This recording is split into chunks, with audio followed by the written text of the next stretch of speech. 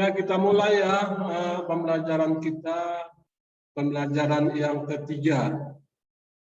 Ya, mata kuliah ya manajemen keuangan desa. Kita buka. Assalamualaikum warahmatullahi taala wabarakatuh. Waalaikumsalam warahmatullahi wabarakatuh. Salam sejahtera bagi kita semua, anak-anak Bapak, dan selamat pagi menjelang siang.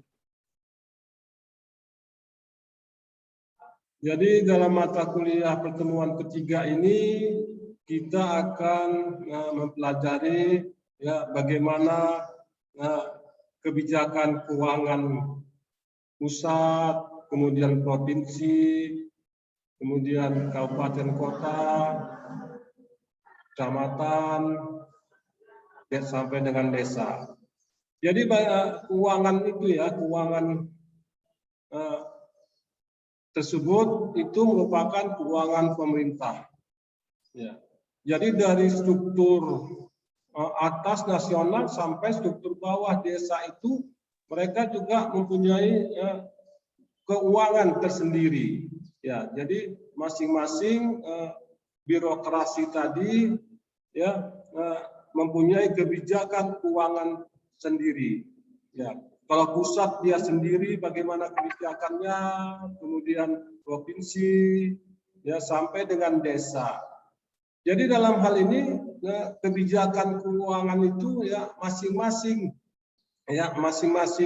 birokrasi itu mempunyai pendapatan dan pengeluaran tersendiri. Ya, di mana pendapatannya, bagaimana pengeluarannya.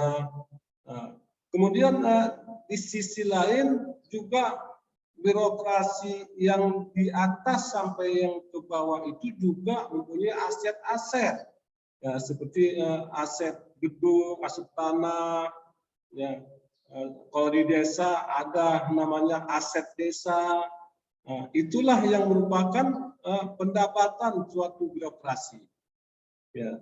Kalau di pusat sana ada penarikan pajak, ada untuk pusat, ada bagian provinsi, ada bagian kabupaten, dan sampai ada bagian desa. Ya. Jadi bagaimana pengeluaran dan pendapatannya? Nah, kalau pendapatannya udah jelas lah, ya, udah jelas dari pendapatannya mana-mana yang sebagai income dari birokrasi tersebut. Ya, kalau pengeluarannya bagaimana Pak? Kalau pengeluarannya dari birokrasi itu juga mereka memusyawarahkan, ya, namanya musrembang, musyawarah rencana pembangunan.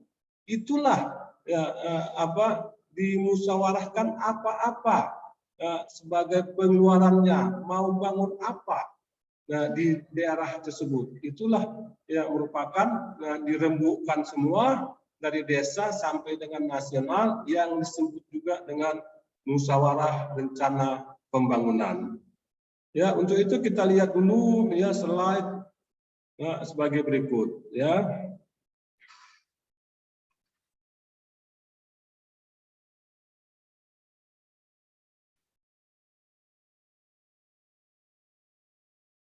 Nah, kelihatan slide-nya? Kelihatan slide-nya? Sudah, Pak. Nah, jadi sudah, Pak. Ya, jadi keuangan desa ya semua hak dan kewajiban desa yang dapat dinilai dengan uang serta segala sesuatu berupa uang dan barang yang berhubungan dengan pelaksanaan hak dan kewajiban desa. Jadi inilah semua ya bagaimana pengelola keuangan desa ya. Jadi yang berbentuk uang dan berbentuk aset. Ya, kalau aset desa itu apa aja, Pak? Ya, barang-barang milik desa. Ya, yang diperoleh dari dari provinsi, dari kabupaten, dari nasional, ya itu menjadi milik desa, ya. Yang menjadi milik desa itulah yang dinamakan aset, ya aset dari desa itu. Ya, kalau misalnya aset yang diam seperti gedung, tanah, Ya, kalau di desa-desa itu ya itu juga ada sawah-sawah, ya sawah-sawah itu milik desa dan hasil sawah-sawah itu ya itu akan menjadi milik desa.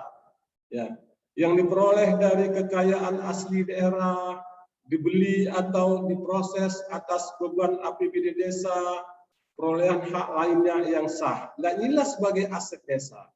Jadi kadang-kadang pemerintah pusat, provinsi, kecamatan, kabupaten itu memberikan ke desa-desa itu dalam bentuk barang. Mereka tidak memberikan dalam bentuk uang. Ya, mereka memberikan dengan bentuk barang. Ya, misalnya kalau yang secara mobile itu sepeda motor, ya ataupun mobil, nah, itu diberikan oleh pemerintah atasannya, entah yang di atasnya. Kalau desa itu dari kecamatan ataupun dari kabupaten kota itu diberikan ya ke desa tersebut. Itulah sebagai aset desa. Ya, aset desa. Kemudian kalau kita lihat ya hak dan kewajiban desa ya. Haknya apa? Ya, mengatur, mengurus masyarakat, kemudian menetapkan mengelola kelembagaan desa, mendapatkan pendapatan desa. Nah, inilah hak dari desa-desa tersebut. Inilah haknya. Ya, bagaimana mengatur masyarakat, ya, mengurus masyarakat, ya, baik dia segi administrasi kependudukan ataupun tidak. Dan dialah desa itulah yang punya hak mengurus rumah tangga di desanya. Ya. Kemudian ada hak dan ada kewajiban. Ya, melindungi, menjaga persatuan, kesatuan dan kerukunan. Jadi kewajiban desa itu dia menjaga persatuan. Ya, kalau ada yang tidak mau NKRI, ya dipanggil, diurus sama dia. Ya, jangan begitu Pak, jangan begitu Bu, Ibu kan masih NKRI, ya itu dijaga persatuannya. Apalagi kan kita kalau kita lihat kita ini kan multi pluralisme, ya pluralisme itu multi etnis banyak sekali. Ya, kalau misalnya tidak pintar-pintar kepala desanya, maka persatuan ini akan tidak dapat tercapai. Ya, berpecah belahlah kita. Ya, itulah tujuan ya kewajiban dari desa itu. Ya, kerukunan, ya, menjaga, melindungi. Ya, kalau ada permasalahan, perselisihan antar rumah tangga diselesaikan oleh kepala desa, dicari jalan damainya, dan itulah salah satu kewajiban dari desa. Di samping itu meningkatkan kualitas kehidupan masyarakat. Ya, kalau kita lihat ini kewajiban desa-desa ini sangat berat. Ya, mereka harus ya macam mana caranya meningkatkan kualitas kehidupan masyarakat. Ya, kualitas kehidupan. Ya, jadi jangan sampai kepala desa tidak menahu ya kualitas kehidupan masyarakat jelek. Ya, misalnya jambannya tidak ada di desa tersebut. Ya, masyarakat membuang air besar di lubang-lubang, kemudian dilemparkan ke hutan-hutan. Nah, inilah yang dinamakan kualitas kehidupan. Ya, jambannya tidak ada, kamar mandinya tidak ada, air bersihnya tidak ada. Inilah yang dinamakan kualitas kehidupan masyarakat. Ya. Jadi bagaimana kebijakan-kebijakan desa ini harus diaplikasikan oleh mereka. Nah, kemudian yang ketiga, mengembangkan demokrasi dan pemberdayaan masyarakat. Jadi salah satu kewajiban desa tadi ya mengembangkan macam mana caranya demokrasi. Ya, misalnya mereka mengajari masyarakat bagaimana demokrasi yang sehat. Ya, ada seperti yang kita ketahui bahwa desa-desa itu kepala desanya kan dipilih secara langsung. Ya, kalau dia kelurahan ya berarti dia PNS. Tetapi kalau dia desa, maka dipilih secara langsung. Dan disitulah desa-desa tadi mempunyai kewajiban ya dalam memberikan ya mengembangkan bagaimana demokrasi yang sehat, demokrasi yang jujur, ya, dan bagaimana desa tadi memberdayakan masyarakat, diberdayakan masyarakatnya, ya, dibeli agar masyarakatnya produktif, ya, dicarinya misalnya di suatu desa itu menanam padi, ya, bagaimana desa tadi mencarikan bibit-bibit padi yang unggul. Ya, kemudian bagaimana masyarakat di desa tersebut diajari ibu-ibunya sula, menjahit dan sebagainya. Kemudian yang keempat adalah memberikan peningkatan pelayanan masyarakat. Dan inilah bagaimana meningkatkannya, ya, pelayanan ke masyarakat. Jadi di desa itulah pelayanan yang terdepan.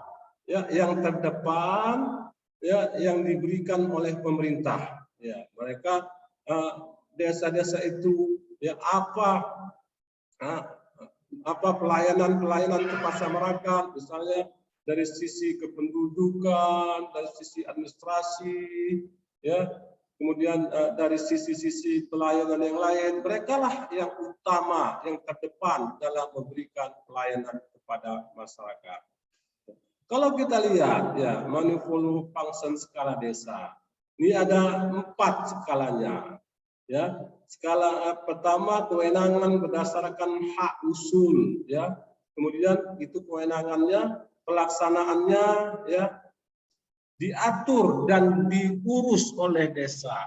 Ya, cakupan kewenangannya hak usul merupakan warisan yang masih hidup dan prakarsa desa atau prakarsa masyarakat desa sesuai dengan perkembangan kehidupan masyarakat. Nah, pendanaan dari mana? Ya, pendapatan asli desa yang terdiri dari hasil usaha, hasil aset, swadaya, ya, alokasi APBN, bagian dari hasil pajak dan sebagainya. Ya. Sekarang kita lihat APBD, APB desa, anggaran pendapatan belanja desa. Ya, kalau desa ada APB desa, kalau pusat ada APBN, anggaran pembelanjaan nasional, kalau dia kabupaten APBD, anggaran pendapatan belanja kabupaten kota. Dan dari sini ya di desa itu juga ada anggaran pendapatan belanja. Ya, di desa. Ya, ada APBD desa, pendapatan desa, belanja desa, dan pembiayaan desa. Ya, kalau di desa itu ada namanya RAPB desa, rencana anggaran pendapatan belanja desa. Ya, seperti yang kita ketahui, kalau dia di kabupaten ada RAPBD. Kalau di pusat di provinsi RAPB provinsi, kalau di pusat RAPBN. Ya, kalau di desa RAPB desa diajukan oleh kepala desa dan dimusyawarahkan bersama badan permusyawarah desa. Kepala desa menetapkan APBD desa setiap tahun dengan peraturan desa. Nah, inilah setelah dilakukan musyawarah rencana pembangunan desa yang melibatkan masing-masing organisasi, ya, kemudian alim ulama, pengetua-pengetua, ya, bersatu dalam musyawarah rencana pembangunan.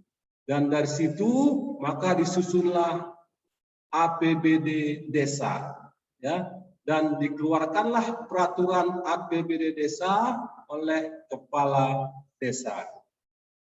Kalau kita melihat bagaimana pendapatan desa, ya, yang pertama dari mana-mana aja pendapatan desa. Yang pertama pendapatan asli desa dari realokasi anggaran pusat ya berbasis desa. Ya, jadi ada nanti pusat memberikan alokasi dana ke desa, ya dana-dana desa yang kita kenal yang selama ini dengan dana desa, ataupun 10% dan di luar dana transfer ke daerah secara bertahap. Ya. Yang kemudian yang ketiga, bagian dari DPRD. Kalau ini kan tadi di desa, di bagian dari DPRD, ya. Kemudian alokasi dana desa, ya ada kemudian bantuan keuangan dari APBD provinsi, kabupaten, kota, kemudian hibah dan sumbangan dari pihak ketiga dan lain pendapatan yang sah. Dari sinilah ya kita lihat ya bagaimana desa itu juga mendapatkan pendapatan desanya. Ada biaya-biaya, ya, ada kekayaan, ada aset-aset di desa tersebut. Dan dari sinilah pendapatan mereka. Dari APBN ada, ya dari kabupaten kota ada, dari kecamatan ada dari sumbangan pihak ketiga ada, dan macam-macam. Ya, sekarang ini, ya saat ini di desa itu sudah mempunyai pendapatan yang sah. Yang tadinya pendapatan mereka itu ya banyak yang banyak yang tidak jelas, sekarang sudah semakin jelas. Ada dana desa dari pusat, ya. Kemudian ada ya, dana desa dari kabupaten kota yang dialokasikan kepada mereka. Ya. Jadi pendapatan desa itu ya PA desa, ya hasil usaha, aset, swadaya, ya transfer, ya bagian desa, bagian dari DPRD, alokasi dana desa, dan lain-lain. Inilah kalau diringkaskan seperti inilah pendapatan dari desa-desa yang ada. Ya, kemudian kalau tadi pendapatannya, penerimaannya ada belanja apa? Sekarang ada belanja desa. Ya, belanja desa itu diprioritaskan untuk memenuhi kebutuhan pembangunan. Ya, untuk dibangun, untuk apa dibangun? Itulah dimusyawarahkan dalam musyawarah rencana pembangunan di desa. Disepakati dalam musyawarah desa dan sesuai prioritas Pemda dan pemerintah pusat. Jadi dalam musyawarah rencana pembangunan, ya mereka juga mengacu pada prioritas dari daerah. Apa prioritasnya? Disitulah mereka memusyawarahkannya. Kalau misalnya pemerintah daerah memfokuskan jalan, ya agar lebih baik, ya transportasi lebih baik, maka dalam musyawarah rencana pembangunan itu mereka mengarahkan bagaimana membuat jalan-jalan yang baik di desa-desa tersebut. Ya. Kemudian kebutuhan pembangunan, ya kebutuhan primer, pelayanan dasar lingkungan, ya kegiatan pemberdayaan masyarakat dan sebagainya. Kebutuhan primer ini adalah kebutuhan yang dasar sekali. Apa kebutuhannya? Ya, sandang pangan, ya, listrik, air, jamban, ya, dan sebagainya. Itulah kebutuhan primer. Ya, itulah yang harus ya sebagai belanja desa di samping prioritas pemerintah daerah. Ya, pelayanan dasar. Ya, kalau kita lihat ya pada belanja desa, ya ini klasifikasinya penyelenggaraan pemerintahan desa, ya pelayanan pembangunan desa, ya kemudian kegiatannya, kegiatan 1, 2, apa kegiatannya, ya pembangunan penyemanan gang alfa, kemudian yang pertama, yang kedua pembangunan jamban di RT 2. Nah, itulah kegiatannya. Kemudian jenis belanjanya apa? Belanja pegawai, belanja barang jasa, atau belanja modal. Ya. Kalau belanja desa untuk pegawai itu apa? Ya, untuk pengeluaran, penghasilan tetap dan tunjangan bagi kepala desa dan perangkat desa, serta tunjangan BPD. Kemudian klasifikasi belanja, kelompok penyelenggaraan pemerintah desa, kegiatan, pembayaran penghasilan tetap dan tunjangan yang dibayarkan setiap bulan. Ya. Ya. Untuk pengeluaran pembelanjaan pengadaan barang yang nilai manfaatnya kurang dari 12 bulan, ya itu kan ada pengeluaran yang yang umurnya kurang dari 12 bulan, misalnya ATK, ya, makan minum rapat, pakaian dinas, tempat kerja, dan sebagainya. Kemudian belanja modal, ya untuk pengeluaran dalam rangka pembelian pengadaan barang, bangunan yang nilainya lebih dari 12 bulan. Pembelian pengadaan barang atau bangunan tersebut digunakan untuk kegiatan penyelenggaraan kewenangan desa. Ya. Kalau penerimaan, ya penerimaan, pembayaran. Jadi penerimaan ini ya ada silpa, sisa lebih tahun anggaran sebelumnya, pencairan dana cadangan, penjualan kekayaan, pengeluaran pembiayaan itu penerimaannya. Ya kalau pengeluarannya pembentukan dana cadangan, penyertaan modal desa dan sebagainya. Sekarang kita lihat dulu ajas PK desa. Ya. Bagaimana ajasnya? Ya, ajasnya adalah transparan, akuntabel, partisipatif, tertib, disiplin anggaran. Inilah ajasnya. Ya, ajasnya desa-desa itu inilah ajasnya. Ya, dia harus transparan. Ya, berapa pendapatan dia, berapa pengeluaran dia harus transparan. Ya, di dalam musyawarah rencana pembangunan itulah ya, yang dipaparkan sama pengurus-pengurus desa tersebut, ya bagaimana dia dananya, dari mana dapatnya, itulah yang disajikan oleh mereka, ya. Jadi disiplin anggaran dan sebagainya. Kemudian kalau kita lihat, ya dana desa, pengertian dana desa, dana yang sumber dari APBN, ditentukan desa, ditransfer melalui APBD, ya kemudian besaran ditetapkan dengan pertimbangan kades, ya jumlah penduduk, luas dan sebagainya.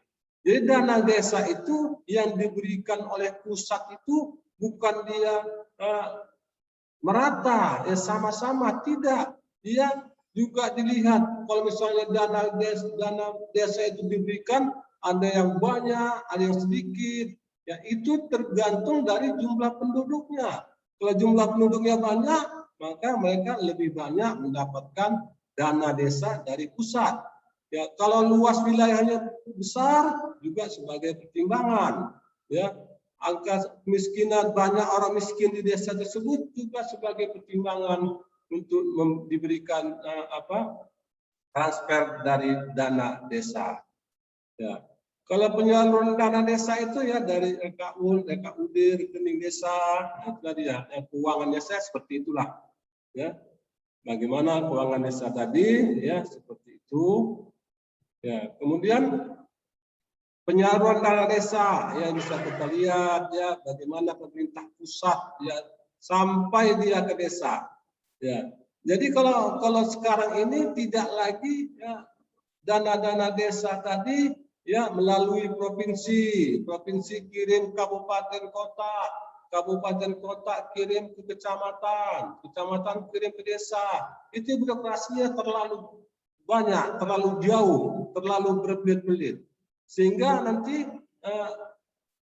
dana yang dialokasikan oleh pusat tadi terpotong-potong, nanti dipotong lagi sebagian dari oleh provinsi, dipotong lagi oleh kabupaten kota, kecamatan, sampai nanti di desa sudah sedikit, ya tidak sesuai yang diharapkan.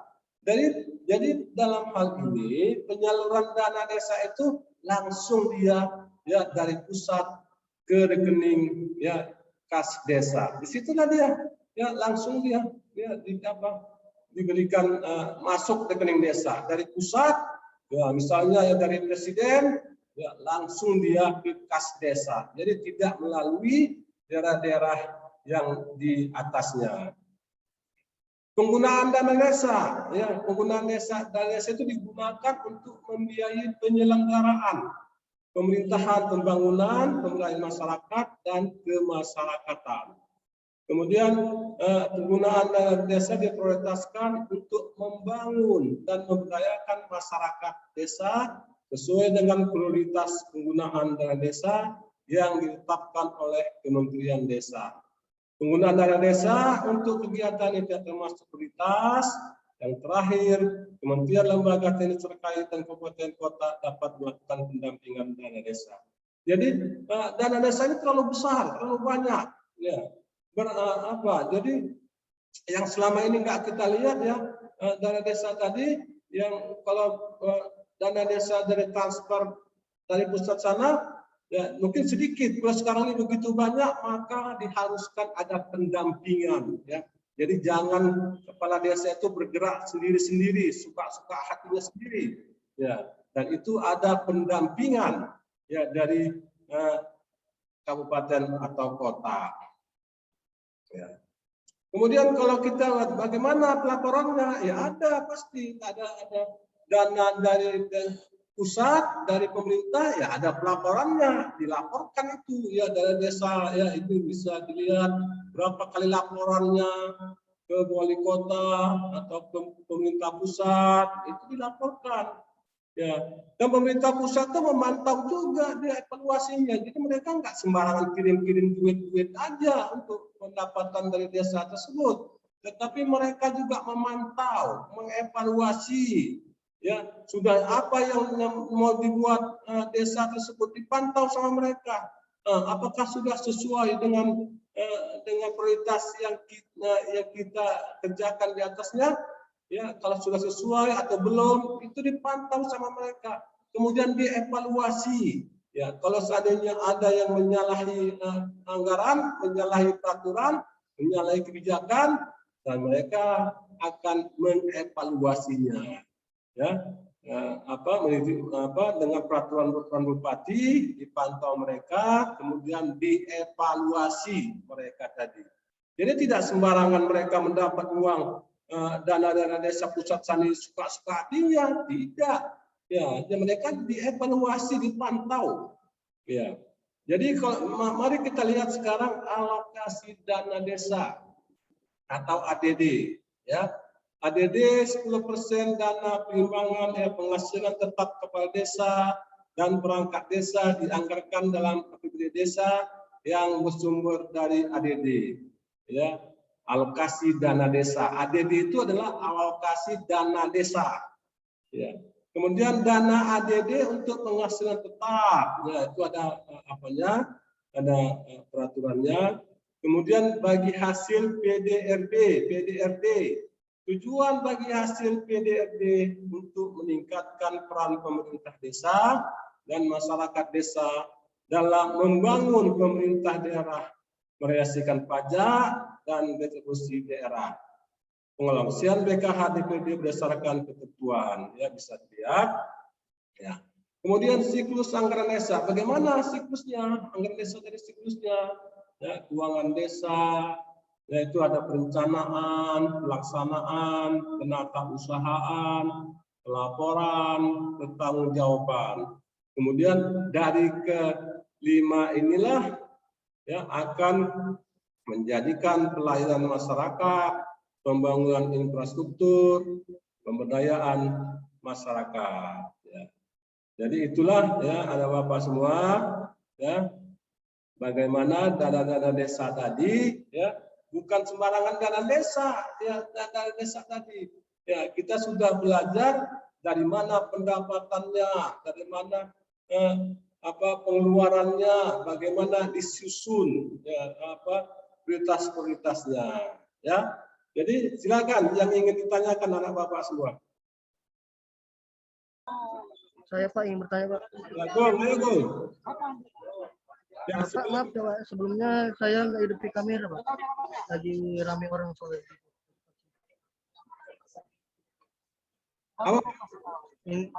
Pak, tadi kan banyak tujuan-tujuan dana desa Pak. Saya bertanya Pak, apa sih Pak tujuan utama dana desa itu Pak? Ya, tujuan utama dana desa. Ya, Agung nanya, apa sih tujuan dana desa? Ya, nah, jawab dulu Bilkis. Wananda, jawab. Tujuan dana desa itu apa? Untuk membangun desa, Pak, supaya lebih lebih pembangunannya bagus, jalannya bagus gitu Pak, untuk memperlancar perekonomian. Ya, makasih Wikis. Ya, betul sekali. Itulah tujuannya dan desa itu. Ya, bagaimana pembangunan di desa itu ya seperti yang kita sudah katakan di awal-awal, itulah dasar dari pembangunan. Jadi pembangunan desa itu kalau dia bagus, ya pembangunannya sejahtera, itu akan menaik sampai nasional. Ya, kalau semuanya desa-desa kita itu pembangunannya baik, bagus, ya merata, sejahtera, ya nasional sudah pasti sejahtera. Ya, bagus sekali Wikis. Ya, siapa lagi yang ditanyakan? Yang ingin bertanya? Pak, saya mau bertanya, Pak. Indah, Pak. Ya, Dinda, ayo Dinda. Begini, Pak. Misalnya kan di suatu desa, Pak, sedang melakukan pembangunan gedung desa. Indah apa Dinda? Indah ya, Indah. Indah, ya. Indah, Pak. Indah Sapitri Lubis. Ya, Indah. Begini, Pak, pertanyaan saya. Misalkan di suatu desa sedang melakukan pembangunan gedung gitu kan, Pak. Tapi gedung itu Pak untuk desa itu gitu. Namun pekerjaan tersebut tidak ada dalam APB desa. Itu kira-kira termasuk diakui atau tidak ya Pak? Ya. Jadi si Indah menanya, ya ada satu desa ya membangun gedung, ya membangun gedung dan untuk desa tersebut. Ya. Jadi Indah, desa itu kan mempunyai musyawarah rencana pembangunan, musrembang. Ya, setiap tahun diadakan musyawarah, dipanggil tokoh masyarakat, tokoh adat, pemuda, LSM, semua tokoh ulama-ulama itu dipanggil, rapatlah mereka. Ya, jadi mereka dalam musyawarah rencana pembangunan tadi, ya baru dipaparkanlah ini duit kita, ini pendapatan kita mau bangun apa. Ya, mau bangun apa? Oh, kita mau bangun gedung lah untuk ibu-ibu, nanti gedung pertemuan. Nanti di sana ibu-ibunya enak mengadakan pertemuan, pelatihan. Bapak-bapak pun enak dia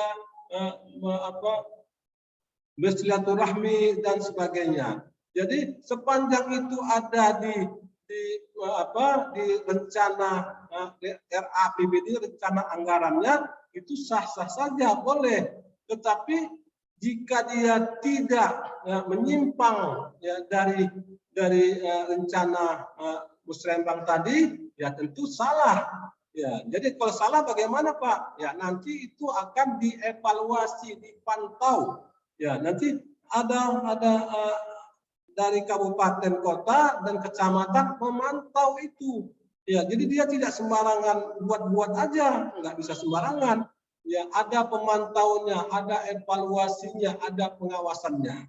Ya, jadi seperti pertanyaan Indah tadi, jadi bagaimana Pak? Itulah yang dinamakan ya bukan, ya tidak sah. Ya, kalau dia kalau dia memakai dana desa tadi untuk itu, maka dia sudah melawan hukum. Ya, terima kasih Indah. Pak, saya mau Nah, siapa? Dinda, Pak? Pak. Nah, Dinda dulu tadi kita. Dinda. Ya, Dinda. Jadi gini Pak, dana desa itu diberikan oleh pemerintahan kabupaten atau provinsi. Nah, dari dana tersebut kan dibagikan untuk masyarakat kayak entah bantuan-bantuan gitu Pak. Nah, yang menentukan kriteria untuk menerima bantuan itu dari dari kepala desanya atau dari pemerintahan provinsi itu Pak. Soalnya kan ada tuh Pak bantuan-bantuan gitu orangnya lumayan agak tidak terlalu mohon maaf ya Pak miskin gitu tapi dia tetap dapat bantuan gitu Pak. Iya, terima kasih Dinda.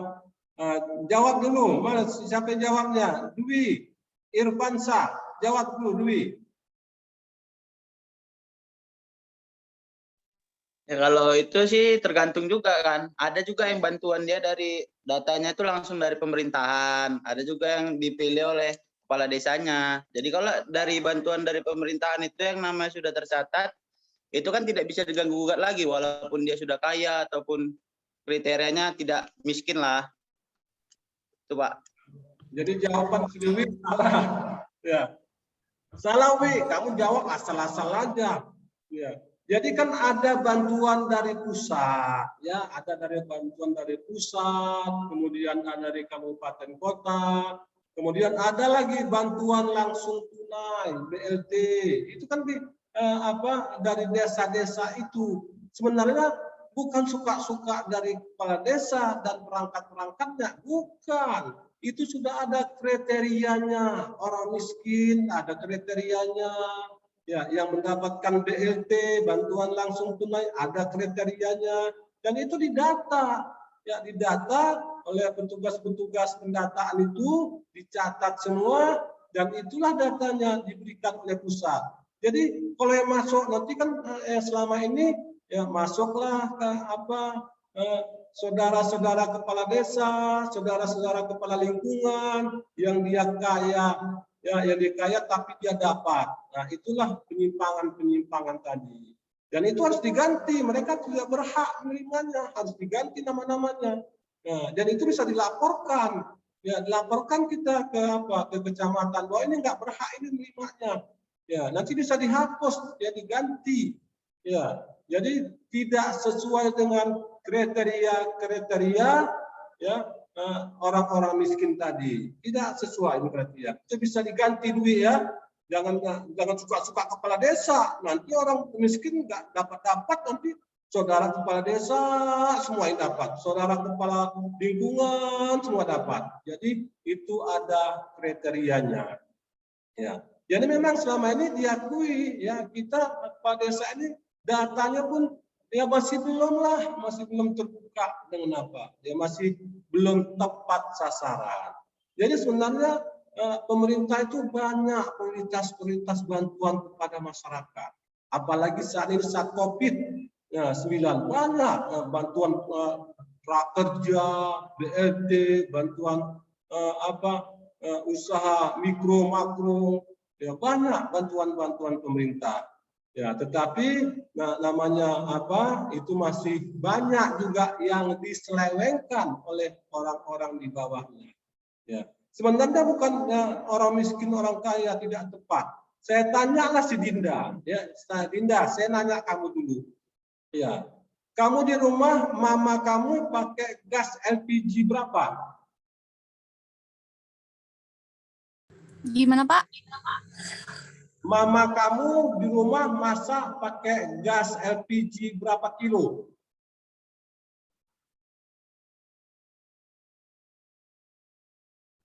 Tiga, Pak. Nah, ya. Jadi semuanya kita memakai gas 3 kg LPG. Coba kamu lihat loh, sekali-sekali kamu lihat gas mamamu tadi, ya masak kamu lihat. Ada tulisannya untuk masyarakat miskin. Kamu miskin, Dinda? Ya, Pak. Miskin? Ya, alhamdulillah saya nggak pernah dapat bantuan, Pak. Ya, aku rasa di mata. Bukan bantuan. Alhamdulillah saya. Bukan bantuan itu. Yang Bapak tanya, kamu sudah lihat di gas 3 kg itu ada tulisan diperuntukkan untuk masyarakat miskin. Kenapa Dinda pakai itu? Dinda tidak tergolong orang-orang yang kriteria miskin. Ya, jadi kita pun sebenarnya mengambil hak orang-orang miskin tadi. Ya, kita semua di rumah kita memakai gas 3 kg.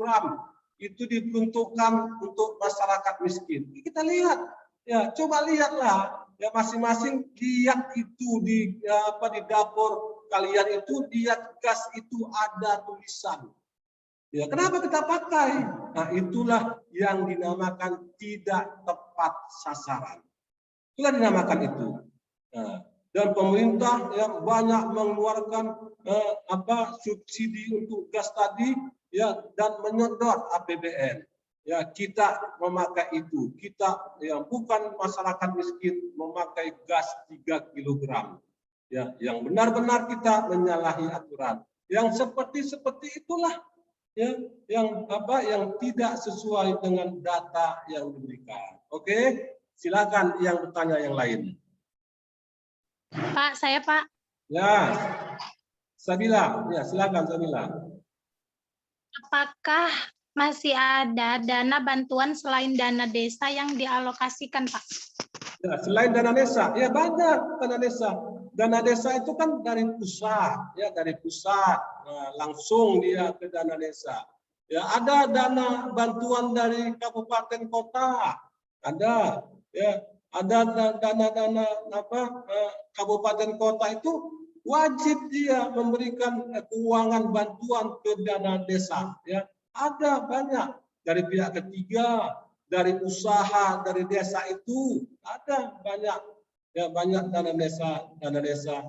Apalagi saat ini banyak sekali dana desa yang diberikan oleh pemerintah di atasnya. Ya, banyak ya, saya bilang. Ya, terima kasih. Kemudian siapa lagi bertanya?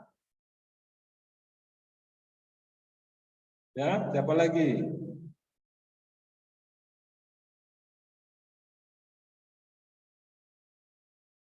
Lili, ya Lili. Ya, Pak.